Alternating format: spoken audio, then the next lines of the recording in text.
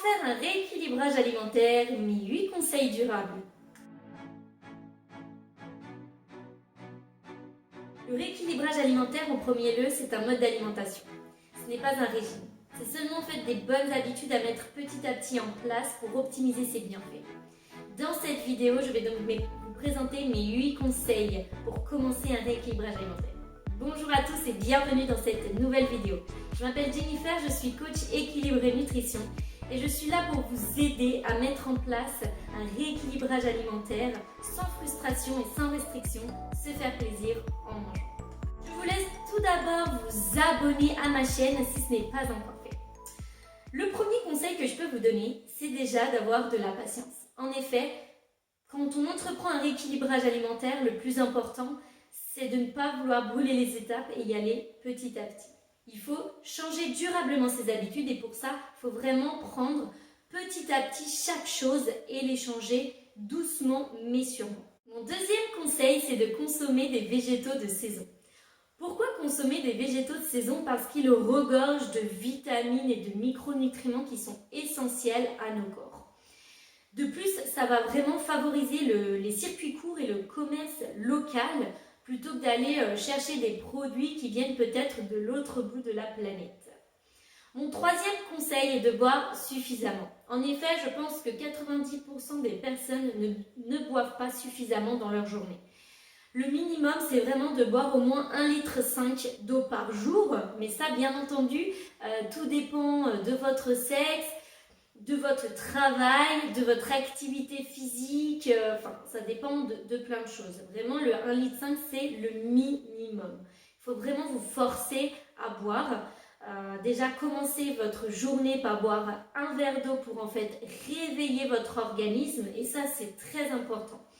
Ce que vous pouvez mettre en place aussi, c'est d'avoir avec vous une gourde ou une bouteille que vous allez avoir avec vous tout au long de votre journée, que ce soit au travail, à la maison. Pensez vraiment à avoir une gourde en fait, comme ça va vous faire penser régulièrement à boire. Conseil suivant, c'est de manger en pleine conscience. Qu'est-ce que ça veut dire? C'est vraiment de prendre le temps de manger et de manger dans le calme. Je sais, c'est compliqué, peut-être en fonction de vos travails, de vos activités, de plein de choses, même à la maison, avec les enfants, tout ça. Mais en tout cas, quand vous le pouvez déjà, c'est de prendre le temps de manger et de manger dans le calme. Quand je dis de prendre le temps, c'est si vous avez 20 minutes de pause, et ben vous prenez ces 20 minutes de pause pour manger au mieux dans le calme et de prendre ces 20 minutes pour manger. Il faut vraiment comprendre ce que vous mangez, manger en pleine conscience. C'est de ne pas être sur votre téléphone en même temps que vous mangez, de regarder des vidéos, voilà. C'est vraiment prendre le temps, manger calmement. Mon cinquième conseil, c'est évidemment de se faire plaisir. Pourquoi il est important de se faire plaisir quand on commence un rééquilibrage alimentaire? Il ne faut pas que le rééquilibrage alimentaire soit restrictif comme un régime, puisque ce n'est pas un régime. C'est vraiment mettre en place petit à petit de bonnes habitudes alimentaires. Mais de temps en temps, il faut aussi savoir se faire plaisir. Alors, si vous passez devant cette boulangerie, vous voyez ce magnifique Paris-Brest qui vous donne envie, alors allez-y, mangez-le. Bien entendu, il ne faut pas que tous les soirs, quand vous passez devant cette boulangerie, vous craquiez, mais on s'entend que vraiment, le jour où vous en avez vraiment, vraiment envie, il faut vous faire plaisir. Vous laissez en fait l'occasion de vous faire plaisir. C'est très important. Sixième conseil est de limiter la consommation d'aliments transformés. En effet, il faut, je sais ce que vous allez me dire, oui ça dépanne quand on n'a pas le temps et en effet, dans notre société aujourd'hui c'est compliqué, on a une vie à 100 à l'heure, le travail, les enfants, la maison, les activités, se faire plaisir de temps en temps, il n'y a pas de souci. Et de temps en temps, vous pouvez aussi vous dépanner.